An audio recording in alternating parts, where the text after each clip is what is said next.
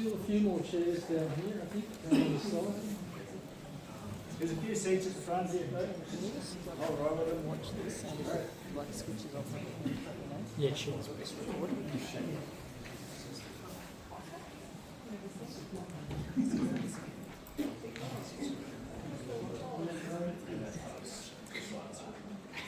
So, wow, this is the first time for the CCA to have well, maybe it's not, I don't know, I haven't been here that long. Maybe it's not, but it's the first in, the last 10 years anyway, that I've been aware of, that we're having a 60s, 70s style retro slideshow using the technology of the day that was so fantastic. And Carousel. there'll be three parts of it. John's going to talk about Patagonia in 2 sections, and we need to leave the door open. Oh, thanks, Jack. You'll see why soon. He'll talk about 2 sections about Patagonia, and then after that is the final section, which will be fairly short, and it's a crowd interactive quiz. Okay. Now, we had one quiz question before about War of the Roses, and the second quiz question is like 3 books I'd like to promote. One, obviously, we had a festival of Armando last year. Part of that festival was launching his book. Yeah, who's that guy? Anyway, you can buy his book at the end. So what you need to do with these books is, apart from buying them, is work out the connections between tonight and each book. Each book has a connection with John. And then there's the Eubank book that was launched last year. Right, have a look at that in the browse. It's a cracker. And there's 17 Down Under, which is a fantastic book as well, which is all the climbs, the best 66 climbs in Australia apparently, grade 17 and under. Fantastic. So try and think about, how these books might sort of fit together, and I'll just leave them out here so you can get your thinking caps on. And like any 70s retro slideshow, which most of you are too young to have experienced in the real, you'd sort of sit, at the end of the day, you'd have dinner and then you'd sit around, and it'd get dark, and you'd have a hot chocolate, and you'd have a biggie to munch on and whatever. So we've got some 70s, 60s, oh, first one's broken. Right, no, it hasn't been munched, it's just been broken. So people at the back can sample a Monte Carlo if they like. And yeah, I know, wait for the ice bobos, Anthony. You can get the first one. You can have an ice bobo, don't take too many, just take one and pass it on. The ginger nuts for the people over here. Alright, this is so you can get in the... Oh, you guys can pass them on, great, okay. And now to the real bit.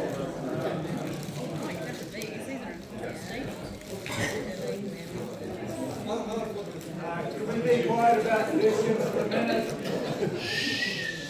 This is an important part. Sorry if there's not enough for everybody. Okay.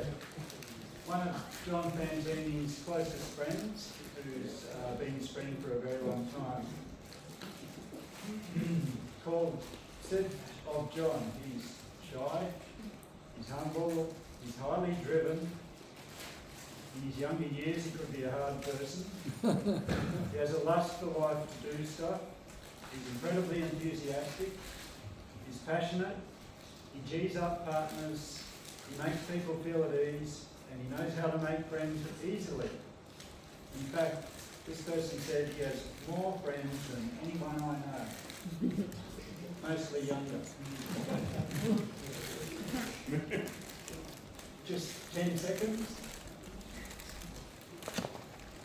person also said that his achievements in New Zealand are folklore. He blew everyone away with his fast and light ascents. He's one of Australia's top alpinists and most prolific rock climbers of all time, world class.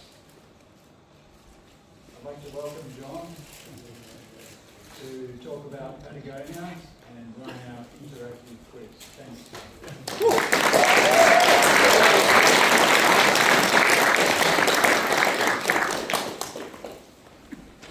Well, thank you, Peter. That was very nice words, whoever that person was. You may kill me later. Anyway, in 1994, Simon Parsons and myself went to Patagonia to climb mainly Saratoga.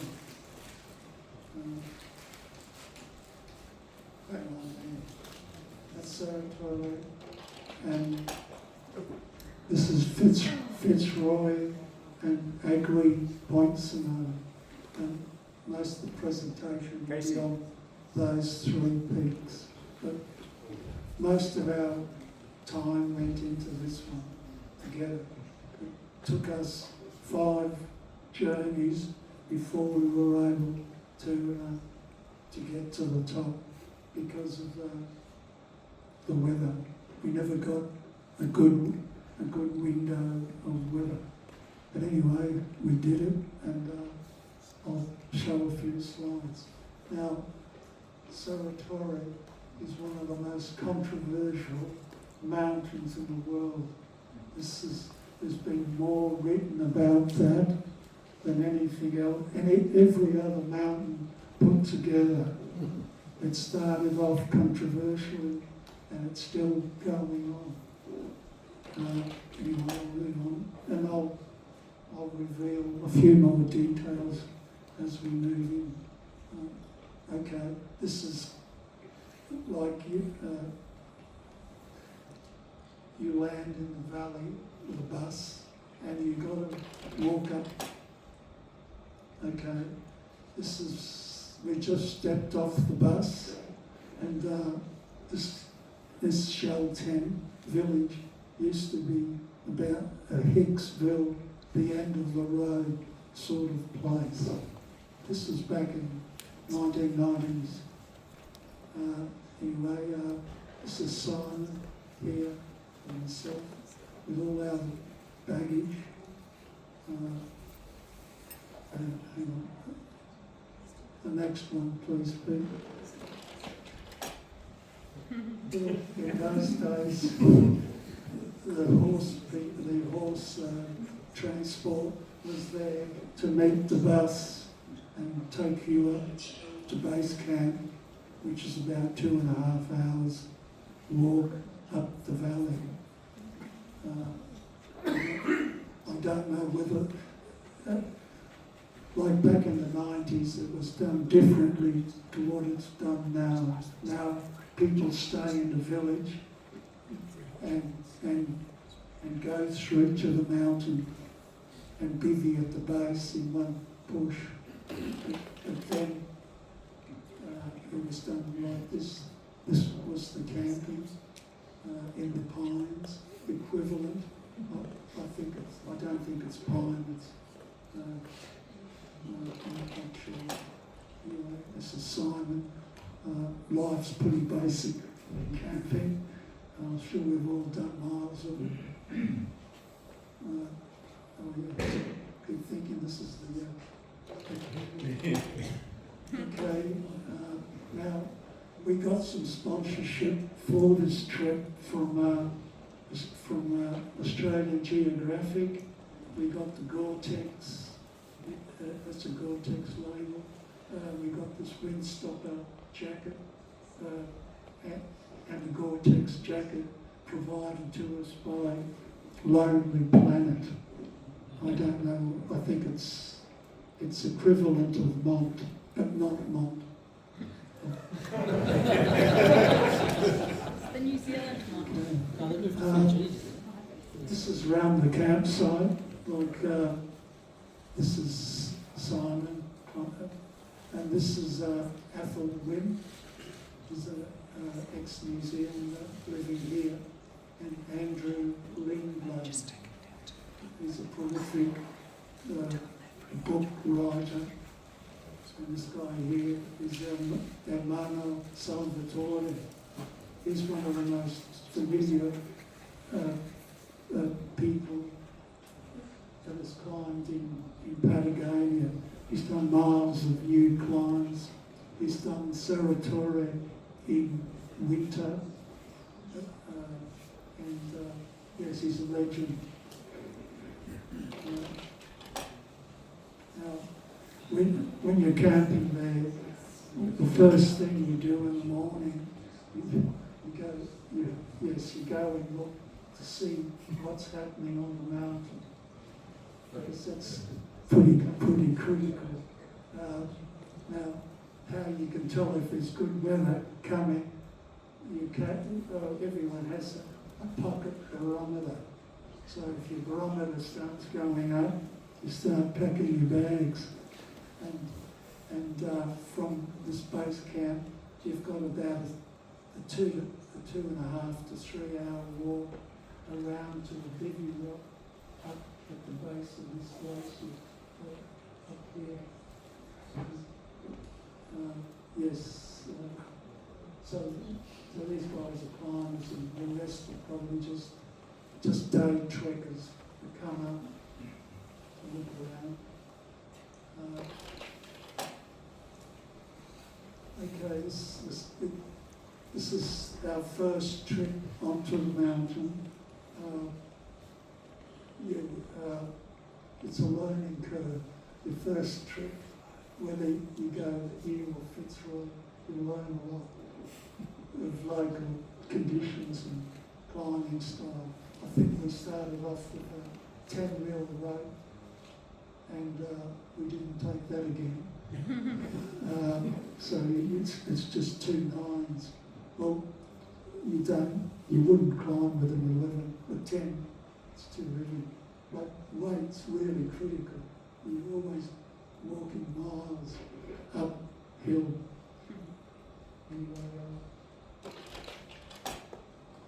You can walk up either on the left side of this glacier or the right side. The first time we walked up the left side, and the next 4 times up this side, which just seemed a bit easier. You've got to walk up, and you've got to get around down onto the glacier again, and around the back of this lump here to a rock bivvy. The climb itself starts from here. There's a snow cave, or not a snow cave, a bird shrine, and it follows this guy on up there. Okay, thanks. Okay, so the climbing proper starts from there, but you have got about 3 or 4 pitches of moderate stuff to come up the back to get to there. Sorry. Okay, now the bivvy rock that we is just below here, bivvy rock. It's about 2.5 to 3 hours from base camp. And then from there, you go up here and around the back. And you probably put the rope on to get these 3 or 4 pitches up to the bird shrine there. And that's sort of wandering up to where you put your rope on, somewhere in there. This is one of those easy pitches to get to the coal. It's quite a nice climb. Simon again. It's reasonably steep. People like us wouldn't solo it. I'm sure it has. You could This is the palatial bird-shrunk bivvy cave at the base of the rock. That's Fitzroy behind us.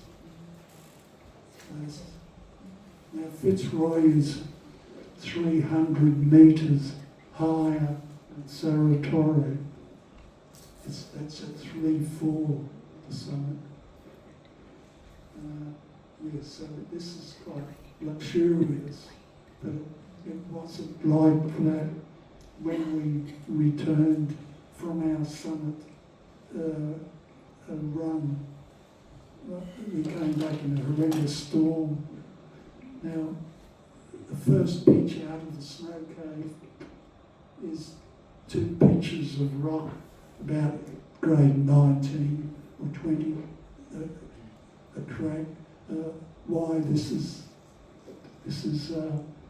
a bit dark, because we did this. We fixed the 2 pitches up the same day that we walked up to the snow cave. So yeah, this is fixing the 2 first pitches.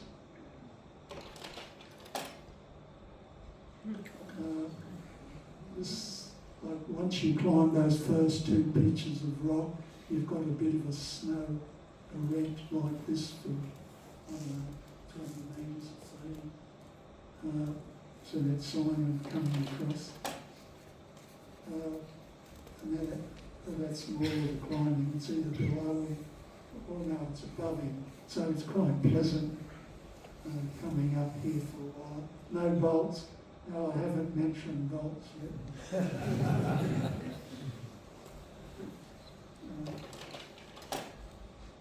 Okay, we're getting, I think this is where the bolts are. Maybe the buttress over here. There's about 5 or 6 bolts. Now, Maestri claimed to have climbed this mountain in Saratoga in 59 by the North Ridge over there. That's what he claimed. But people started doubting him. And from then on, it's created so much controversy. But anyway, Maestri, he got quite annoyed that he wasn't invited on the Italian K2 expedition. So he felt left out, so he said, F you, I'll go and do something down here. So he got a crew, 3 other guys, and he got a compressor unit from Ingersoll Rand that make those sorts of things. And he brought it along in to do, because people were doubting him, and so he was going to show them that he could do it. Anyway, it'll develop, I'll tell you more as we go on. So you can see he started bolting, and he did it in winter, so everything would have been choked with ice and snow, every crack. That's the way it works in winter. This stuff, it gets plastered and it just sits there. Anyway, Maestri with a drill in his hand, you just start drilling and you keep going. So you can see bolts. There's a string of them that lead into there, and then some lead out. You can see, so there's the bolts. So we put in 400 bolts. That's the power of bolting, and you've got to find some bolt ladders. But he's got a compressor that weighs 130 kilos. So that's going to take a lot of energy to move it up every pitch. So when you've got something that heavy, you need about 5 bolts just to suspend the compressor. Because I wouldn't stand on the compressor with only a couple of bolts, something that weighs 130 kilos. Anyway, we'll keep going. So, yeah, you can see bolts coming up. This is coming up to the ice towers. The ice towers start from up here. We'll see. That's Simon. Now this is the head wall up here. That's 3 pitches, probably three 40-metre pitches up there. And this is the ice mushrooms would hang over the face. I mean, they look pretty dangerous with that stuff hanging above you. But I never saw anything fall down.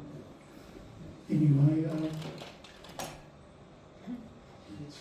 we're still getting closer to these towers and gullies.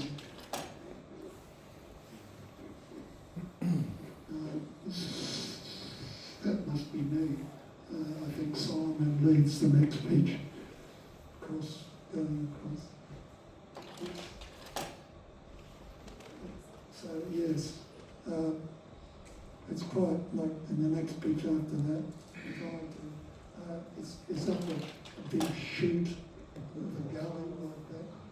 That's just beautiful climbing up this Canberra, with Italian word, canal, sort of about 75 degrees. I think I put 1 screw in 40 metres. But it's pretty safe, good conditions. And this is Simon's just led the next pitch. That was me at the top of that canal coming on. You can see bolt ladders. There's bolts, yes, knots and bolts up there to see.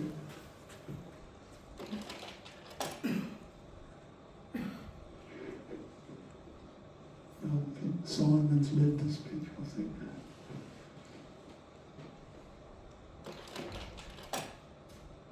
Okay, now I've just led the pitch that gets us onto the top head wall. Sort of, we came up from this across here, I think, or there, and anyway, we got there. We must have come up from around the back a bit. Simon here has led the first pitch up the wall. So you can see the wall's pretty featured. Like when I was climbing, I could see that this will be climbed free one day with good weather. It's pretty broken. And that white dot up there is the base of the compressor. You'll see a photo of the compressor shortly. The ice just sort of hangs off it all the time. It's just a feature. This is, you can see how broken it is. You can free climb that if you have the time. Casey? Yes. The next slide. Yeah, so that's the compressor. This photo is from Andrew Lindglade's connection. I think this photo appears in Wild magazine. So we photoed it because when we got there it was dark. So John, can you get closer to the mic? yes, okay. When we got there it was dark, so we couldn't take a photo. But yes, so that's like to get onto the compressor, like it's a steel frame, 600 by 500, tubular frame, and it's anchored from each corner of the metal frame, and it'll be fixed to about 4 or 5 bolts, just the compressor, and then there's another couple for the climber to anchor himself. Anyway, we got there in the dark, but we borrowed the photo. It's yes. So Simon led the last pitch. Now my street, he got here. It's in winter, so the top ice would have been all the way down to here, and that explains why he didn't go to the top. He stopped 30 metres short, but it would have been all ice. Anyway, yes. Now, the bolting. John, you haven't explained what happened when you got to the top. Okay, Simon led the last pitch in the pitch black. It's about 35 metres up, roughly. And you get to the top, and the rock finishes, and then there's just a slope, a gentle slope back of ice, and then the big towering mushrooms. We got to the very top of the rock, and there's two big 12 mil bolts and brackets, hangers, really secure. You say we got there at 11 o'clock, and as soon as you stuck your head over, there's about 100 mile per hour wind coming from the west, southwest. So we didn't want to go any further because the weather was closing in. So you just start rappelling, and that's the normal way you climb there. You rappel your route in the dark. So you've got to remember where your belay stations were to pick them up in the dark when you're coming down. Yeah, so that's Andrew Lindley there.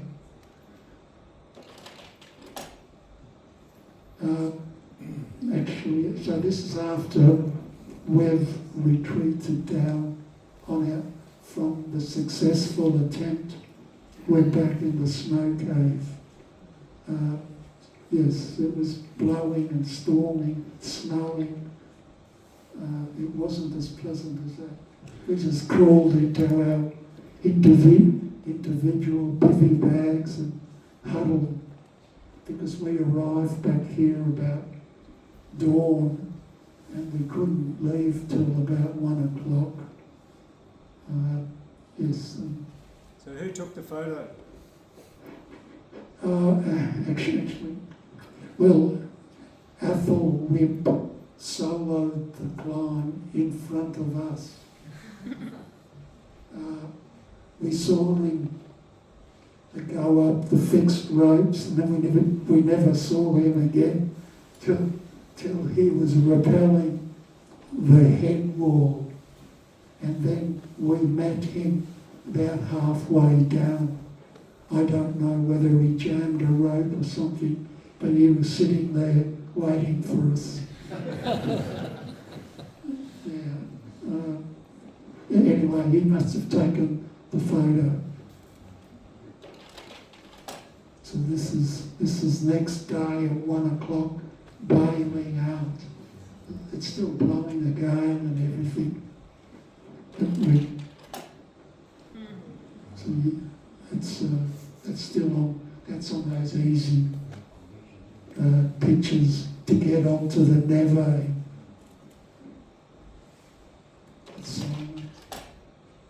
That's Athol Wimp. He's quite a man. When you read his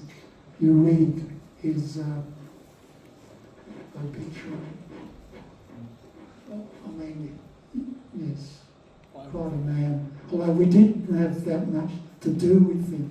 Like, I still don't know what technique he used to solo it. He must have used 2 bolts, because the bolts were about 4 feet apart, 5 feet. You could safely climb. And the bolts were very, very good. Like, you couldn't take them out without some heavy duty bar. Like I've seen photos of the bolts, they've been twisted to get them out because I didn't see one damaged bolt. Now, this is the last, this is on the Neve part. A New Zealand guy, Phil Heron, he fell into a crevasse somewhere around here and he was never seen again. So we were a bit cautious after all this fresh snow. So we kept the rope on for a bit further.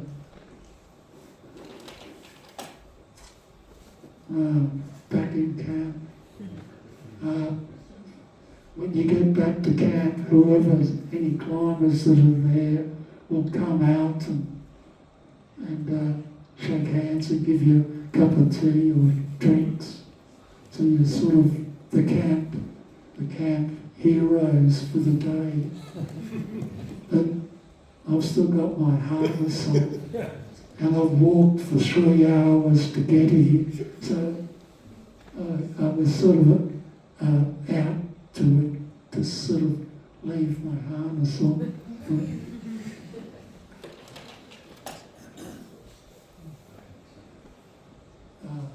This shows that it can be quite pleasant there when the weather's good. Like the feather wouldn't even fall to the ground, it wouldn't move. It's just amazingly beautiful, but it's not like that all the time. Okay, now we're moving to the Fitzroy area. We've got to go back down to the village, restop, and then come up to the base camp for Fitzroy, which is just behind. No, it's down here. Yeah, it's down there somewhere. Yes, anyway, that's the main climb on Fitzroy. It's the Franco-Argentine climb. It goes up to there. We've got Jamie Valdiva that's been most of the way up, and he's going to say a few words later. Anyway, to get there, you've got to climb about 4 pitches up this gully to get to the brush. The Les Italianos. I don't know how that got that name, but it's the brush. Anyway, to get to this route, you've got to climb these 3 or 4 pitches, wander along here, and it starts there. Now, we got up 1 pitch, and we realised that it wasn't to go because we just got there after bad weather, and it was just all choked up with snow and ice. And then what's not choked up in the cracks is plastered on and it falls. As soon as the sun hits it, it starts falling. That's the bivvy. The bivvy or base camps down there. You got a solid 2-hour walk to get to here. This is the most pleasant bivvy, as you can see, spacious. Anyway, we've done the climb to get to the brush. This is called the brush, the Les Italianos, and the climb proper starts just in there. This is pitch 1, which took me a hell of a long time to do. It was all caked full of ice and water, and it took me a while. We said we can't go on this slow. Anyway, Jamie, what have you got to say about the rest of the climb? I see on top of him in, he's not getting away. Put on the spot here. We don't have any slides. Hi, I'm Jamie. 1998. I was a young 24, 25-year-old back then. Went with a friend, Jonathan Edwards, who was 22 at the time. We'd been climbing with John Fantini for about 3 years before that, and he sort of said, "Oh, you should go to Patagonia. It's great, it's not too bad," and we took his word for it. Look, it's amazing place, amazing experience. We did the Franco-Argentine route. It was quite funny. We got to the ranger station, and we can see some great names, great climbers with a lot of experience. You actually had to write your experience. So Jonathan and I rode our greatest experience to date, Patagonia Gorge. We've never done any more than 7 pitches as a multi-pitch, and we thought, yeah, let's go and do Fitzroy. We survived. We actually climbed quite high. We got up to, there's a ramp here, so we did all the technical pitches, mostly free, out here, and it was 10:30 at night, and we thought, no, we need to wrap down. We're not that crazy, and we had some sense, even though we didn't have our frontal lobe fully developed by then. We did come down and had a great experience, but pretty full on. But like John said, we had about 3 or 4 attempts to get here. I actually gave a presentation to the CCA on a projector back in 1999. And I think it was the second CCA meeting we've ever had, so quite a long time ago. Great experience, exterior experience, windy, the weather changes suddenly. We started on a beautiful day. We had amazing weather, but it was almost too good, where we did the first few pitches quite well and dry, but then we got to there's an amazing section called the Great Dihedral, and it's about a 70 or 80 metre weatherlight dihedral, 90 degree, and that whole thing was wet. It was running with water, so we had to kind of aid and free climb as much as possible, but we lost a lot of time doing that, and then we got lost around here somewhere. We were supposed to go up and left and up and right, but I kind of went right, and suddenly I was running it out by about 30 metres, and thought, no, I've run out of gear, run out of places to put gear and climbing, and had to kind of back down. But look, it's John's show.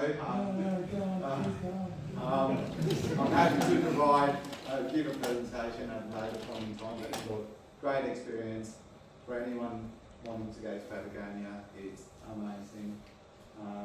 The walking, the hiking, it's just beautiful, and but the climbing there is an unforgettable experience.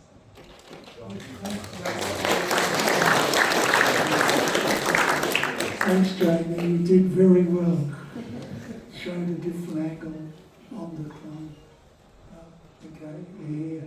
This is the brush on the end closest to Point Snow. There's a sign, probably a bit further along.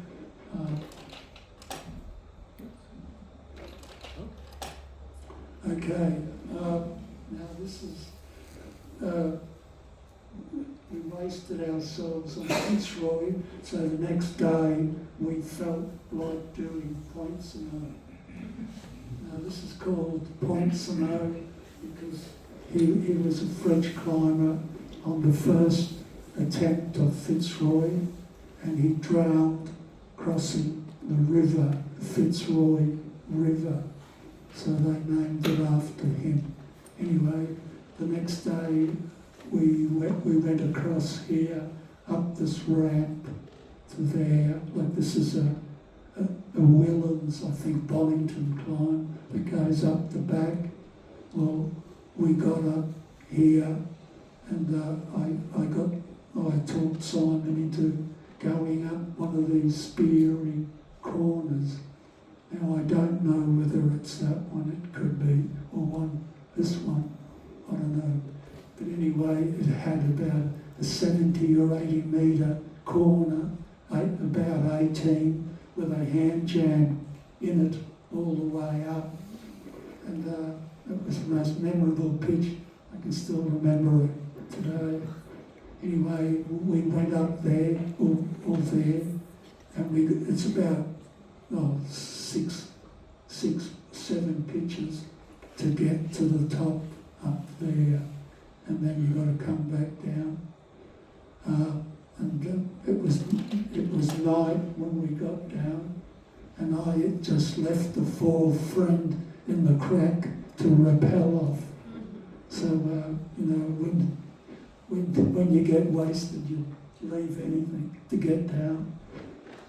This is Simon coming up. The 2 Germans that are following us, but they subsequently turned around and went back.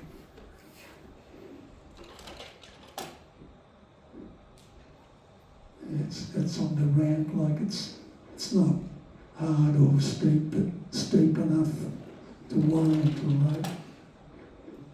This is Simon standing on the summit. It's not a spacious place. But like Ponsonau is 3,000 metres, and Fitzroy up there is 3,400. So someone was telling me they were looking down onto Ponsonau, way down. Yes, it's quite, a lot shorter, but still a worthy day out. Yeah. Anyway, Simon went home, his time had run out, and I went trekking down at Torres del Paine. Now these are the 3 towers that everyone would go there to climb. I think Williams and Bonington did one of these climbs, one of the arrests early on. But there'd be a hell of a lot of climbs on these faces now, I suspect. That's a bit, looks good. Those lines going up there and the faces.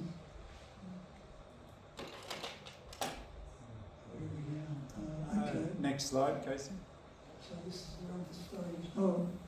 Stage 3. Not quite, John. You were going to talk about the ethics. The bolting, the control.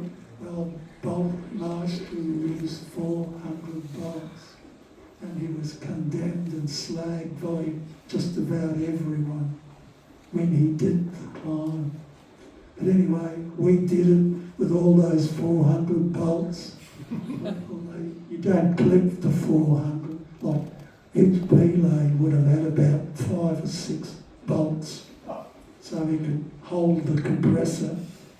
But anyway, in 2012, some young climbers from the States, Jason Kennedy and Kirk from Canada, they went down and did a fair means ascent, which means they tried not to use any of Maestry's bolts or belays.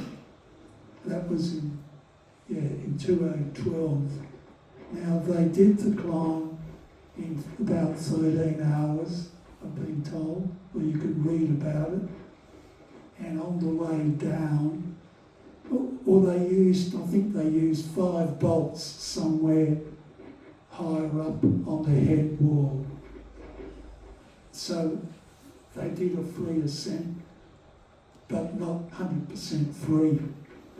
Anyway, on the way down, they chopped over 100 bolts they took them out on the bolt ladders. So, and then when they got back down to the village and they told people, there was a revolt. They were almost stoned out of the village. The police put them up in the police station for the night for their protection. Yes, they weren't popular, and that created a heap of a controversy. Initially, people were very upset that they did this. They regarded it as elitist type activity, and they were visitors to the country, chopped a lot of bolts, and even I wasn't very sympathetic to their cause initially, till I started thinking about it. We've all chopped bolts, and so once I thought about it a bit, I sort of agreed with what they did. Now, if you want some good reading, you just pull up websites on Serotoric, and you can do a mile of reading on that subject to get different people's views.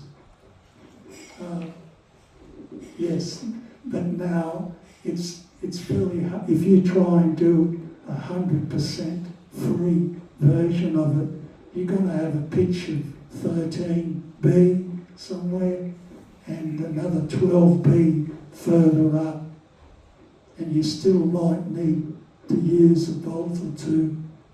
And then about a week later, two Austrian guys, they did the climb 100% free. They didn't touch one bolt, and he created one of the pictures, the scariest thing he's ever done.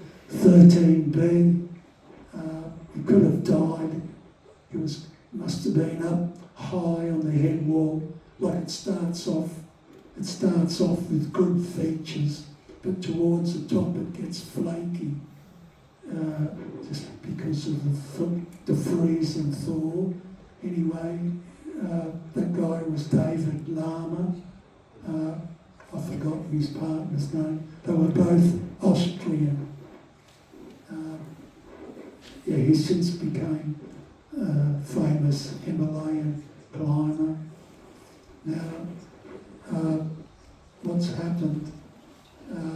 The compressor routes to climb is too hard for the average Joe Blow at the moment, unless you've got to lift your game a lot.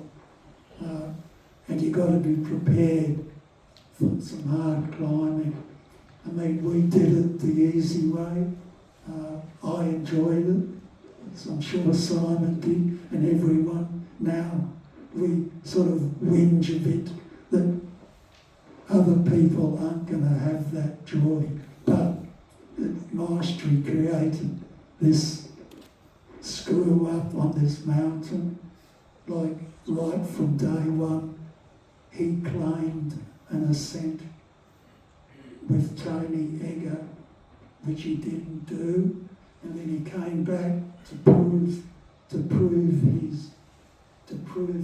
the Italian fraternity that he was worthy anyway for his own ego, and he screwed it up, totally screwed it, bolt the shit out of it. Which, I mean, I used the bolts, but I'm a hypocrite.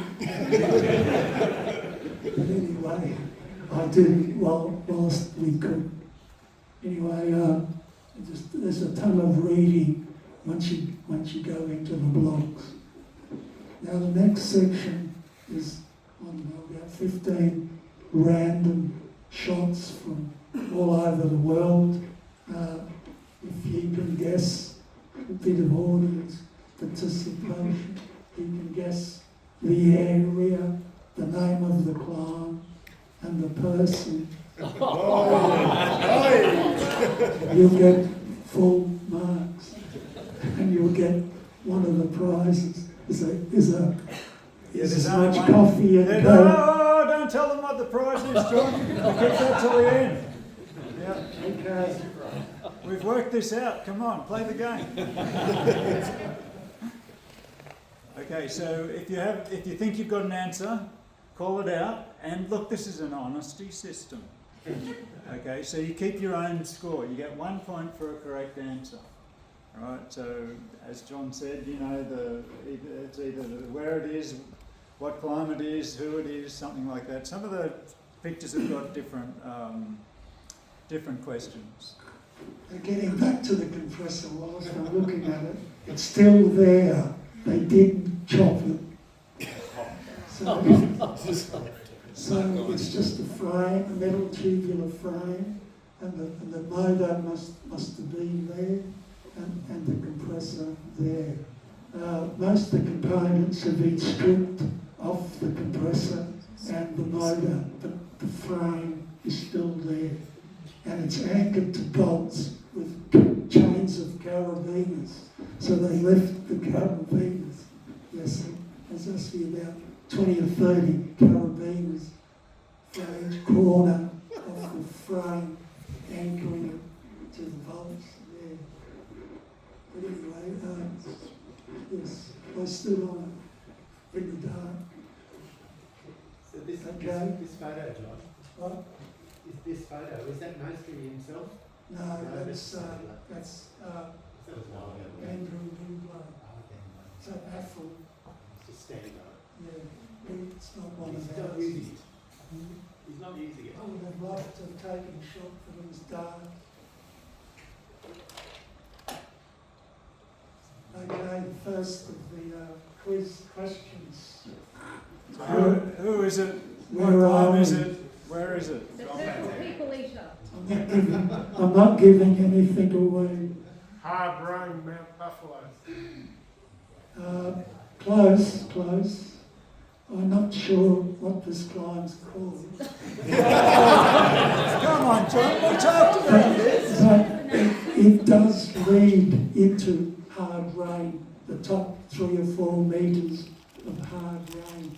You sort of you go around here and you hook into status quo and hard rain to finish. You know. So we give Mike a point for hard rain. Next. Grand Geras. Looking towards, just the north face of the Grand Geras. Yes, good, very good. Who are these people? Point for Jack. What? Who are those people? Keith and Margaret's people?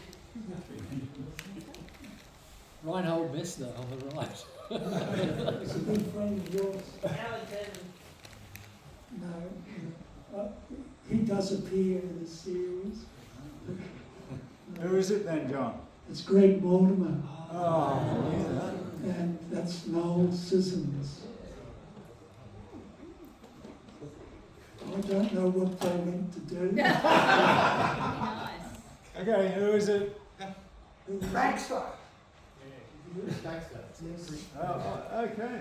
1 point for Pete. Well, I've only ever done one climb with Chris, and we did the Jervasuti Pillar on Mount Blot to Takul. We did the climb, and then we retreated back to a workman's hut. And this is a hut.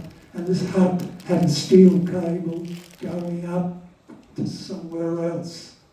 But we slept in it, but through the night there was some electrical activity.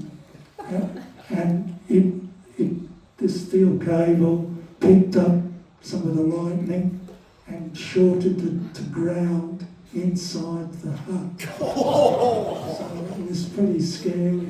It was sparking and arcing most of the night. You're in a Faraday cage. And once you survived 5 minutes worth, John, did you sleep in the cupboard? You had to sleep in the cupboard, and your feet was against the machinery. so you're being in it? Yeah. I did it the year before you. And the same thing happened. Electrical storm, sparks everywhere. Yeah. So, It was just amazing. yeah, So good. Okay, Casey, next. Sorry, it's not a good photo. Come on, what mountain is it? What are we looking at? Okay. What climb is number 2? Number 2. I'll give you a clue. I'll give you a clue. Nick Craddock said it's the climb that top aspiring alpinists do today. Yes, correct. What is it? Mists of Avalon. Who did the first ascent? Who said that? Sorry? John Fantini? Mike. Yes, correct. John Fantini, first ascent. Okay. Righto, for a bonus 2 points. Marty, which one? Oh, John, you've given it away. Jeez. So the question was, route number 3, who in this room did the first ascent? Marty. And the answer is, Marty. yes, everybody heard it. You all get 1 point. Start 2 up. points now. Okay. Which is the original Bill Dance climb? Dead should be the number to That one? the probably 5. Fine. Probably 5. That one. Or 6. They're slides on the picture, to be honest. They were terribly inaccurate, a lot of those. Because I'm not sure they went to this. Yeah, sometimes. Yeah, that bit over this little right of where they go is higher.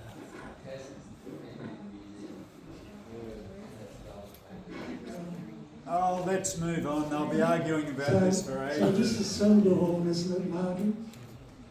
Yeah. Yeah, well, the way you come up here, you'll be stationed in Plateau Hut, and you've got about 3 hours from Plateau Hut up to Silverhorn, and then you drop down here, or there, and you go up.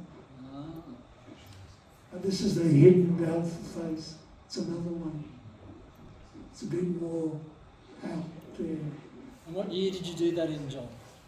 Which one? Oh, the number 2. Oh, that was in '86. And I think we did this in '83 or, I don't know, forgot. But it's up one of these rough buttresses. And Greg, that's right, Greg and Noel, Sissons, they did one of these also after us, I think. Yeah, yes, because we did this in the late 70s, I think. Okay, switching to the slide on the left. What's the mountain?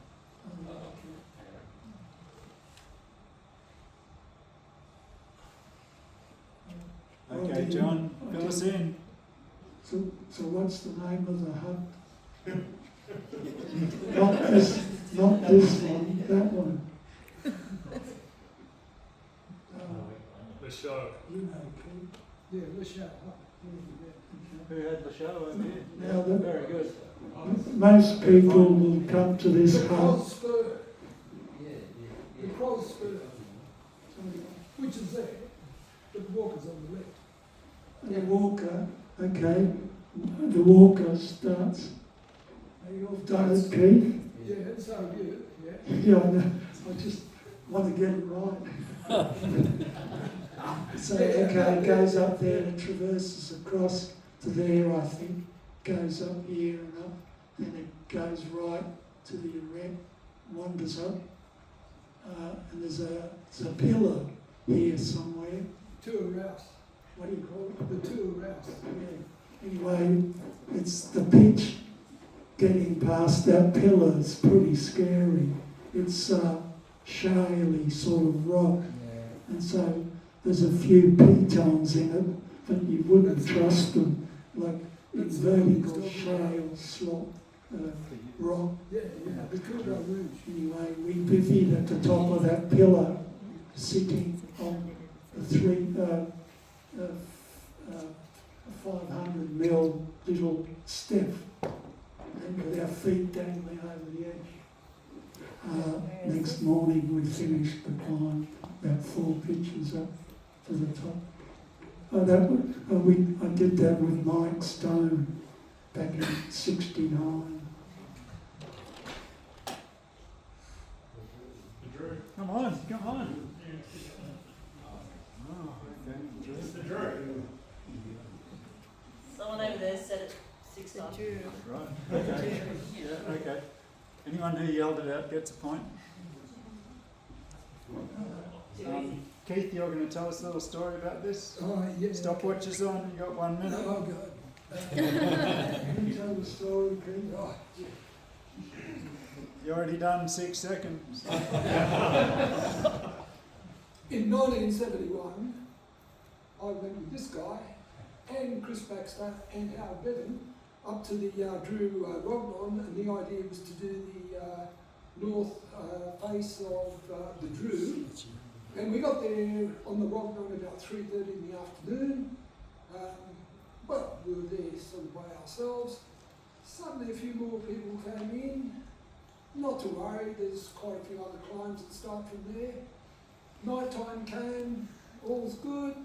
2:30, this guy was shouting out something that rhymed with duck, started with F, said it quite a few times, and suddenly there were just people appearing from everywhere. There were lights coming down the hill.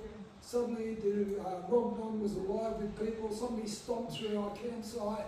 This guy was really sort of quite perturbed. So we all got up and started off. The thing I missed out on, John's always into, let's lighten the load. So we'll leave our cram mods behind. Yeah, okay, all right. Yeah, well, to finish the story, I looked, John had his cram mod. He was talking to me, so yeah, I left mine. Pretty stupid. Anyway, we started up with about 12 other parties, and we ended up calling it the Drew Derby because, you know, like you want to get to the, you know, where it tightens up first. So we were all,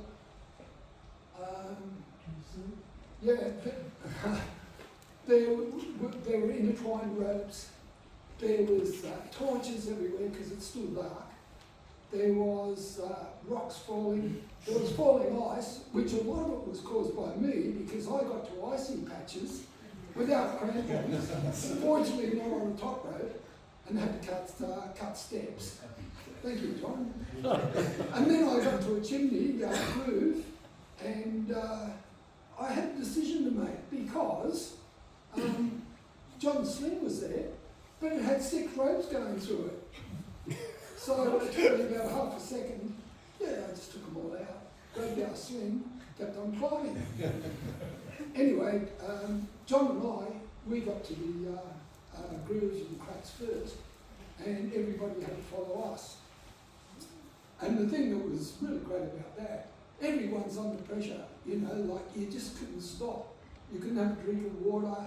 Like I was snapping off icicles and just sucking them just to get a bit of water because you just couldn't stop.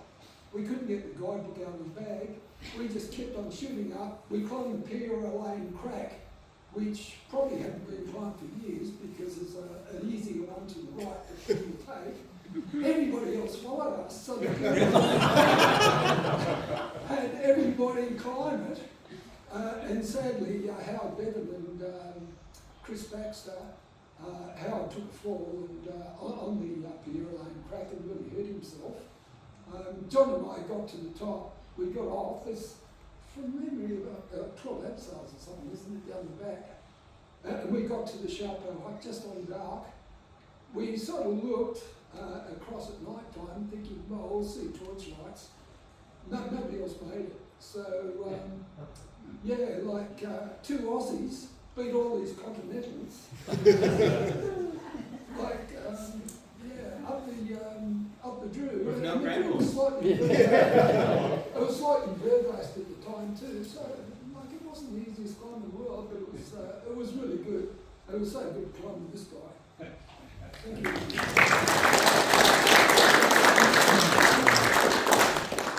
Those Thanks, continental Ross. climbers hadn't heard of the Fantini Express, Okay. obviously. This is the north face we're looking at. Two other very popular climbs just around on this face. There's a Banati pillar in there somewhere. There's the original French route by Magnoni, and there's the American Direct, which is the more popular of all those because it starts from about there. Whereas if the other two start from in this gully, there's a gully up there, very dangerous because everything that falls off goes down that gully. Whilst Mike Stein and I were doing the original French route, two people were coming up after midday and they got swept out. Anyway, the Banati pillar is behind there, that's half fallen down. So the American Direct, it's a very good climb. It's got about a 90-metre deirdre with a hand jam up the back of it. We switched continents. Right, where are we? What's the climb? Stirling Ranges Club. What was that? I said Stirling Ranges Club.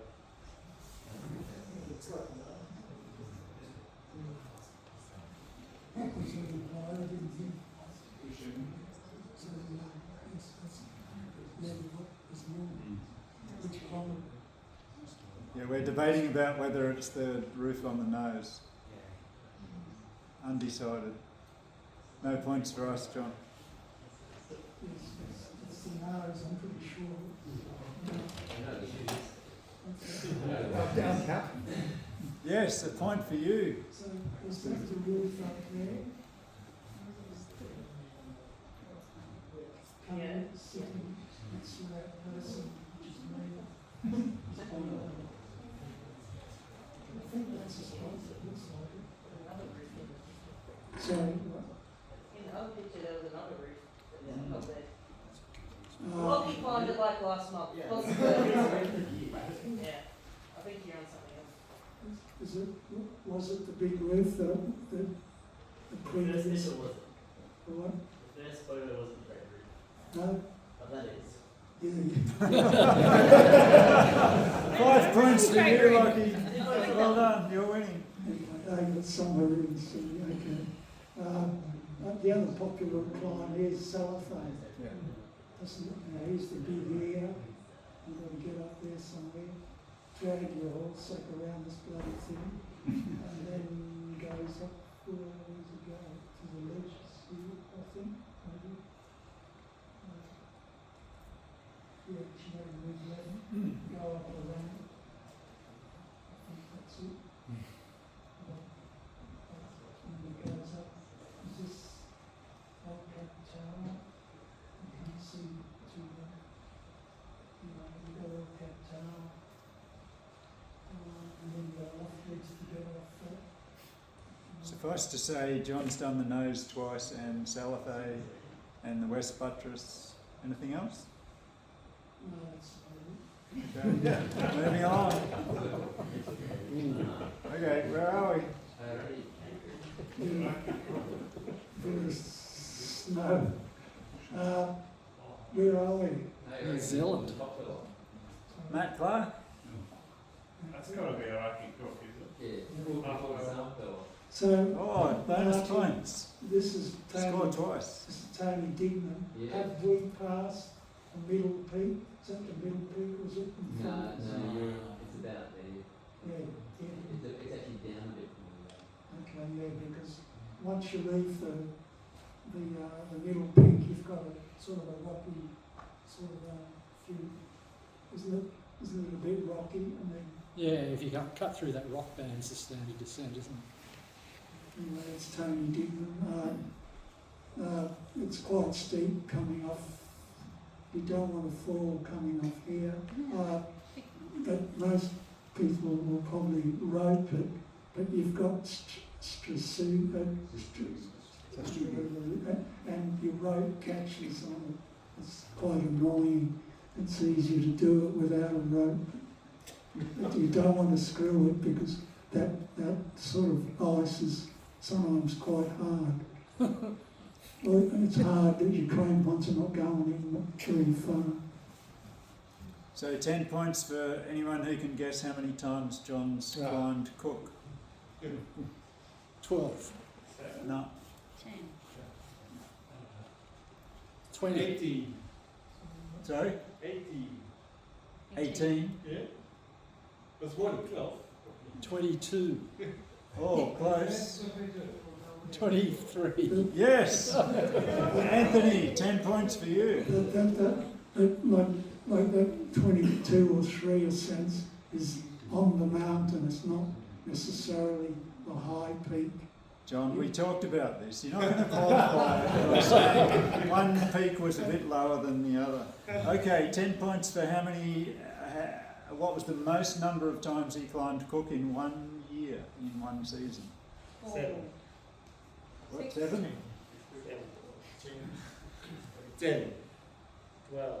Yes, 12 points. Well Oh done. my god. Yeah. In one season. The tiger of Mount Cook. Okay, where are we here? B-Space. How many times you been up that mountain? I've got halfway up the east face and then I broke my picks. At the east face? East at the east? Yeah, There somewhere. yeah. So I broke both picks. And you've done the Brigand's heaps? Yeah, a few times. The guiding block. Yeah. Only east ridge. And the Great East Ridge. This is the Linda around there, isn't it? No, one more. Oh, Yeah, oh, yeah, that. okay, yeah, It's yeah. down here on the right. Oh, okay, right, left. There, yeah, down. Oh, yeah, sorry, right, okay. Oh, Tasman. Yeah, that's that over here. This is the real thing. I mean, that could be So that was more like when I was The Tasman Balfour. Yeah. Yes. Two photos, same view of the same mountain. That looks like a created photo, that one, over there. Where are we? Yeah. This is the real thing.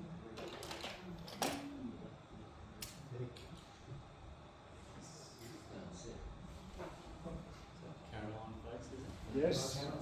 Yep. Score a point. Well done.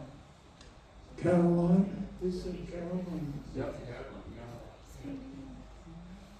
Yeah, that's the Caroline somewhere up in here, through the ice cliffs. And the East Ridge Yeah. is that one there, which you would come in from the, Anzac. what do you call that place? At the bottom of the east face. Country? States. Yeah, it's like the US. Where are we here? USA. Oh, come on. It's about Brazil? It's about 5,000 kilometres away from here. Spain. No, not Trachine. Is that the one just south of Gavani? I didn't hear. There's the French side is Gavani and the south side is, I've forgotten the name, damn it. Big. No, it's Rigolos. Oh no. Okay. Now, the most popular climb here goes up there. It's about 6 or 7 pitches. It overhangs by about 5 degrees all the way up. Wow. And it's all bolted, but I think it still gets a 7A grading. Pointer? Okay, you all score a point. What's the climb? Sea of Dreams? Ocean of Dreams? Yeah, Mike. Is it Whitewater Wall? What's the name of the climb? I think we've got it up the back here. Which is, can you? Mr. Law Smith. Our Terminal Well. Yes. And who are the climbers? And John Fantini, B. Yeah. I just feel And for a bonus point, round the corner, who can name the 3 climbs that John climbed, ground up, sight unseen, no abseil inspection, as first ascents, on Windjammer Wall, on the first day that he went to Point Pearl. When the wind was blowing from. Okay, Windjammer's the other way, back here on Windjammer then. 3 Yeah, climbs, yes, Hungry Eyes, yes. Sail and Oliver. Sorry? Sail and Oliver. Yep, Stale, Noble and Dirty Dancing, yeah, correct.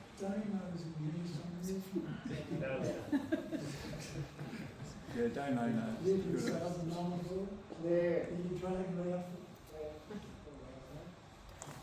Very good. Did you enjoy it? We go. First day he was there, I don't know, just makes you sick. Ravelin. Is it? No. It's not. It's too many. Too many trees. Did I hear something? No? Anyone? Is it you, Brian? Is that Gritstone in England somewhere? No. Look at the trees. It's in Australia. Oh, yes. Yeah. Rampions? Come on, John, put us out of our misery. Oh, that's Adelaide, something, South Australia. It's the plunge in Mount Pennington. Yeah, oh, you Louis. It's quite a good climb, actually. 2.5. Oh, protesters. Where are we? Sorry, what did someone say? This one's too hard, John, what is it? I think it's hard rain.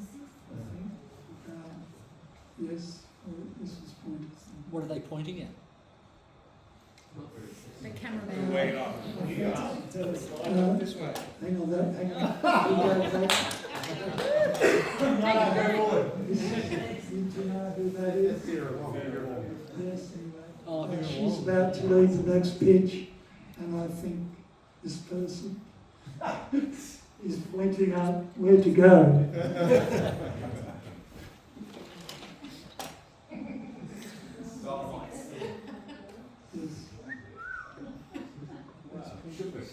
And that's I'll put a shirt on John.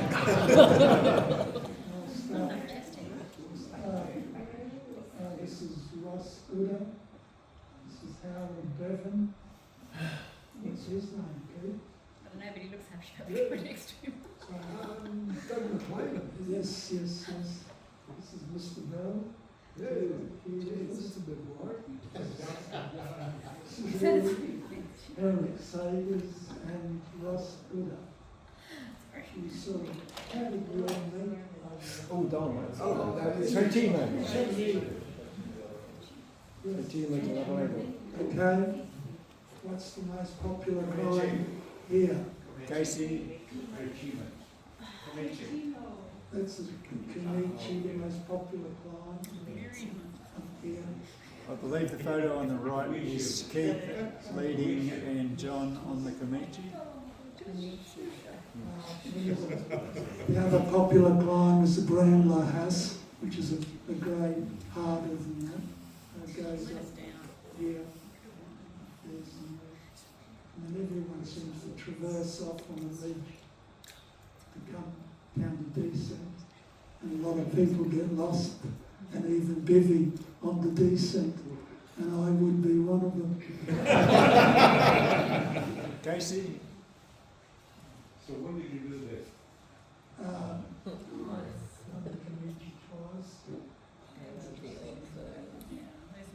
Okay, bonus points for the character on the left. Me. And then, Is that you? Keith fell and Looks like No. we did Castle Climb. Oh, he's still in the door. Neat stuff. I just got, Here, all the way down. The squirrels, the squirrels. Yeah, squirrels. So far, Yes, we've got been, yeah, we've been. What is it? Yes, very good, Jamie. Which one did you do? This one? Did you do? no, we did the Earette? This one? Earette. You missed the best one,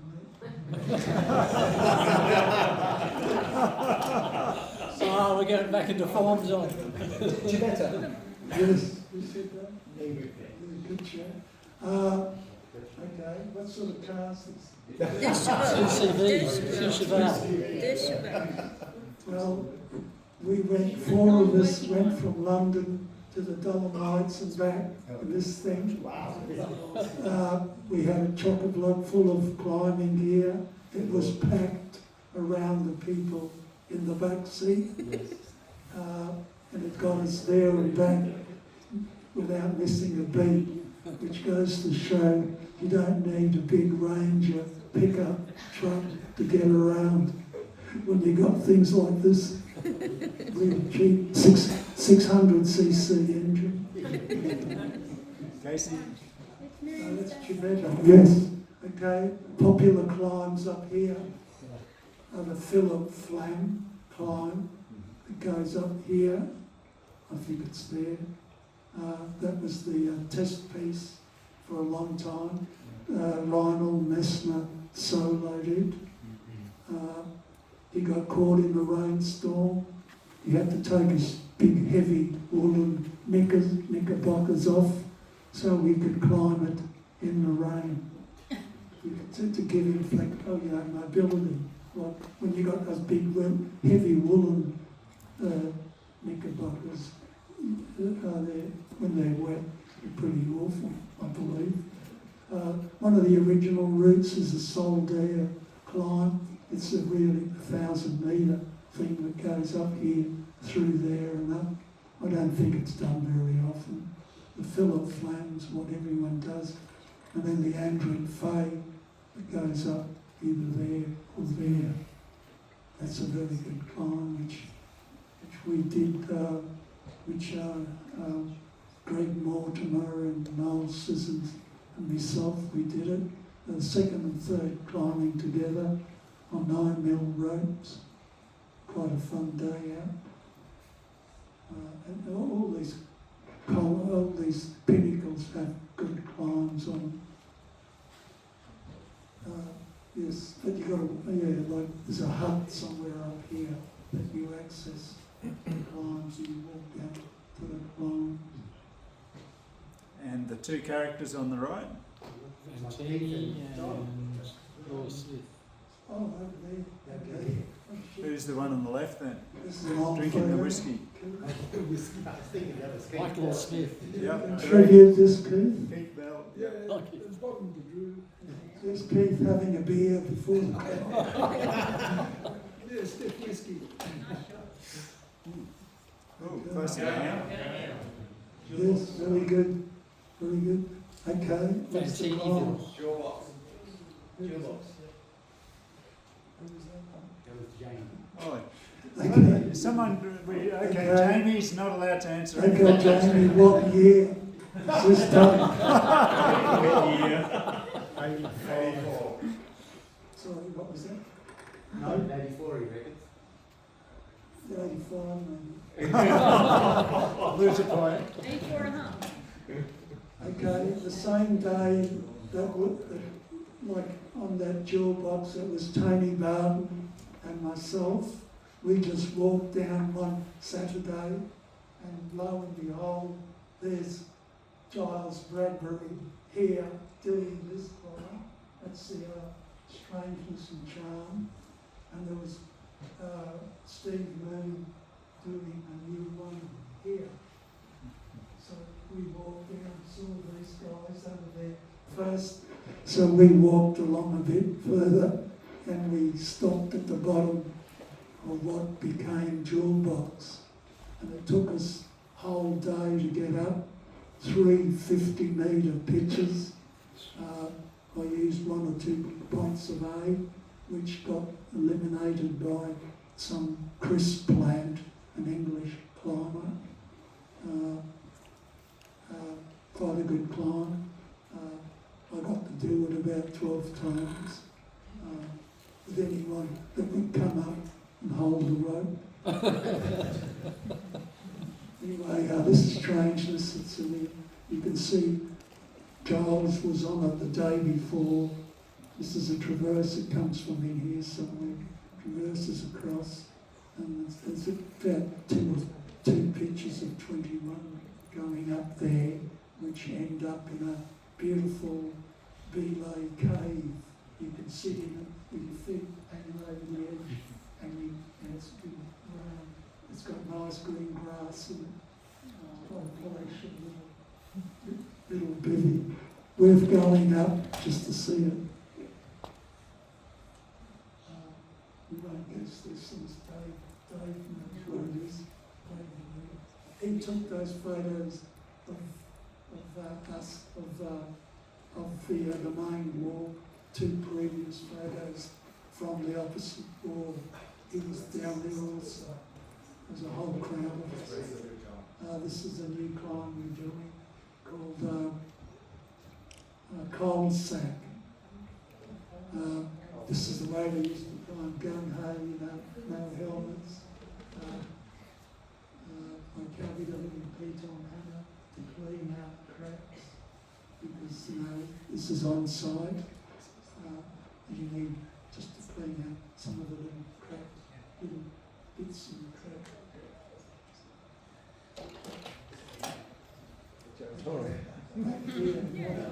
I put this in for a reason. I thought I was going to discuss the bolting here, but I think I did it. I've covered it already. Yes, well, some people have done the traverse of all this. They come back down the compressor route and used all the relays to repel. It's all right. There's a French-Canadian guy soloed this climb, Sarah Stanhard, in winter by himself. Now that's a pretty mean climb to do it in winter by yourself. What was his name? Look, there was a... The clerk, John Mark. there was a doco on it or something. A film, yes. Anyway, Okay, next one. I've noticed that a lot of Patagonian climbers that have done outstanding things in Patagonia, because they're pushing the barriers every which way, a lot of them have had bad accidents. It's just sort of a fact that people that push the limits might have an accident sometimes. Anyway. So this is the second last photo on the right. I'm not even got my head I don't think you've seen this one. This is a surprise one for you, John. And I hope it's correct. I've done a lot of research and I think it's correct. Anyone know where it is and what climb it is? Yes. Yep. Yep. Scarhard, the White Wall. What's the climb? No, it's not the banana one. Someone's saying green machine here. No. Okay, John, what is it?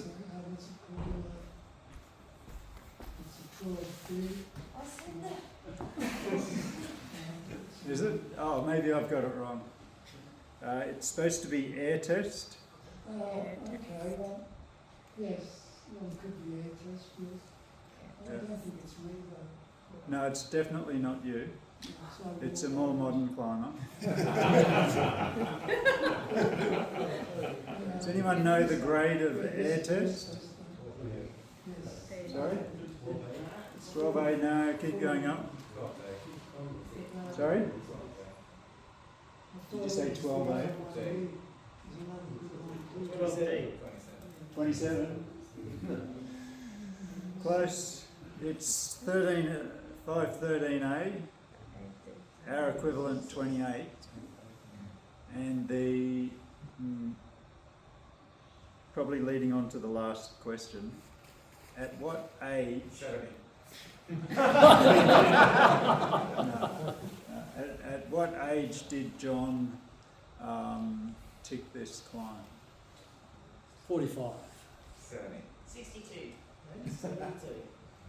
50. 65.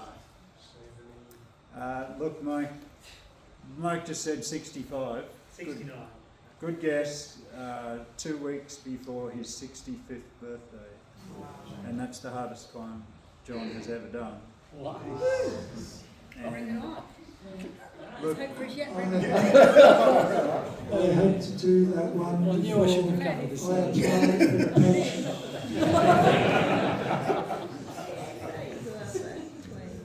next climb, Kate. And this is our last slide. This is sort of like a bit of a personal one.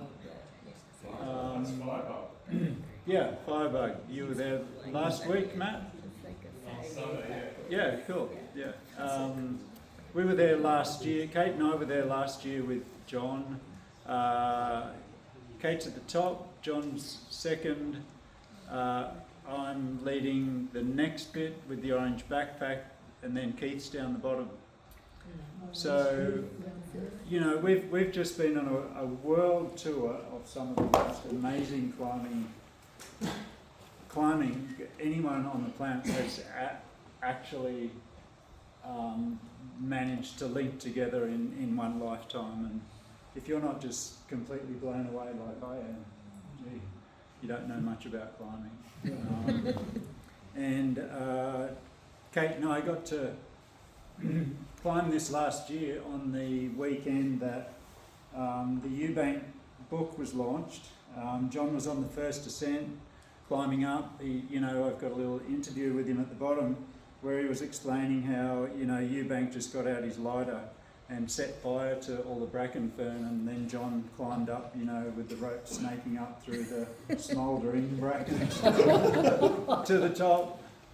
And then, a while later, Keith did the second ascent with Bryden Allen, and so Kate and I are there sort of stepping deep into, Australian climbing history.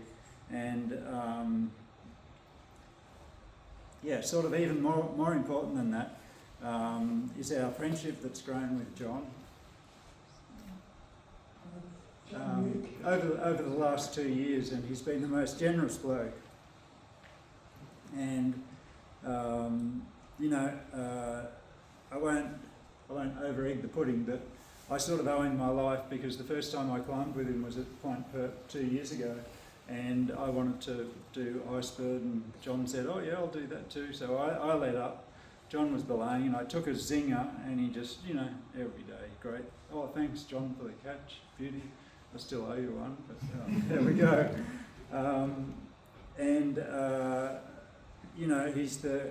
He is still pretty much the keenest climber I've ever met, maybe apart from Penny, but she's younger.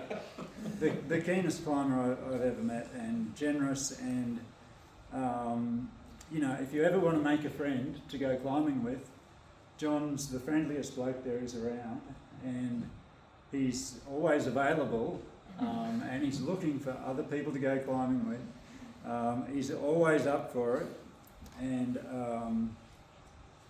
I think the least we can do is thank him for his amazing presentation tonight by, giving him a standing ovation, applause. If you want to join me and just...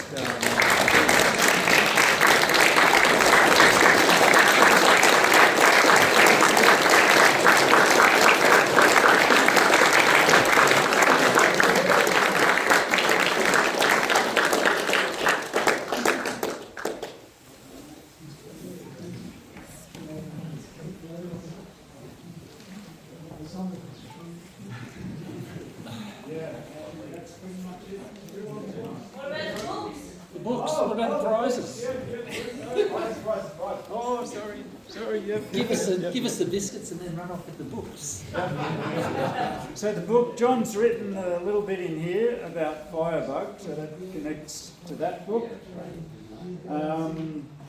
The last photo that was up with the four of us on Firebug,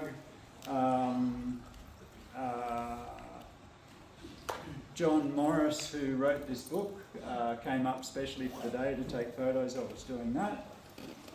And another hero in the room, Armando, there's a bit on page, I don't know what it is, but he came to Australia as a 20-something-year-old and thought he'd never climb again because he was living in the flatland. And when he's learning English, he's reading the newspaper, and there's a presenter to try and learn English. And there's a presentation by some guy called John Fantini about rock climbing. So he went along, and that's what showed Armando that you can climb here, and that started him off on his Australian journey. Keith Bell, would you like to say? And look, I'm going to put my stopwatch on 1 minute, definitely. We'll give you the floor for a minute. Okay. Just to finish us off.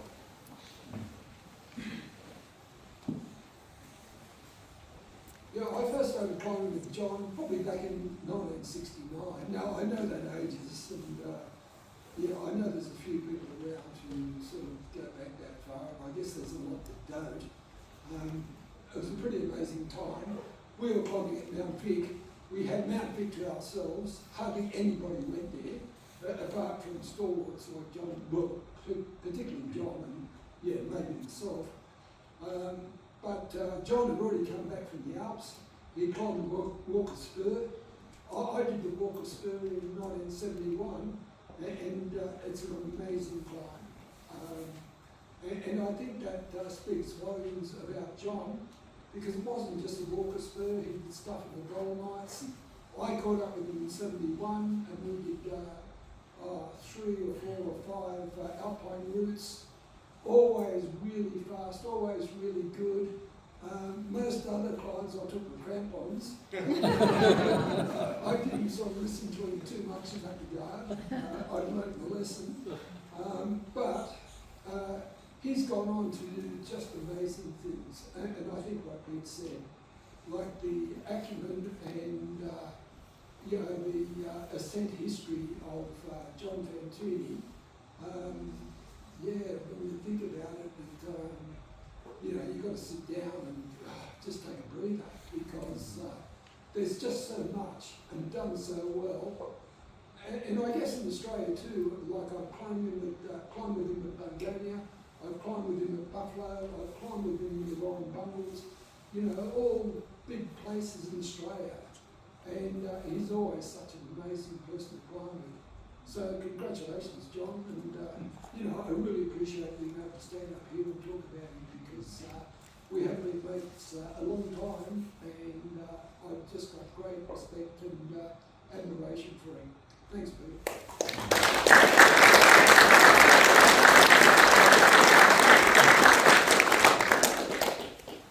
So thanks for coming along. That's it for tonight. It's all very nice words, Pete. Thank you so much. All through.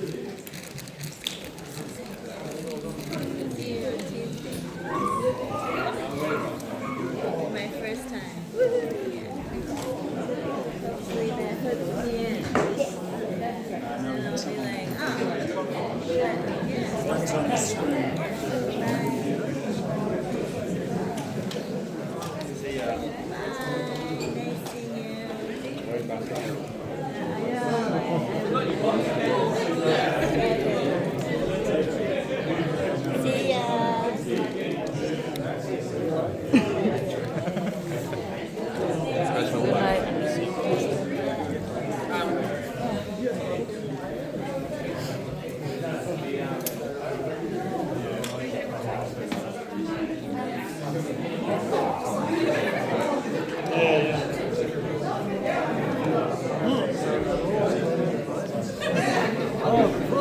I'll talk to you, I'll send you a message.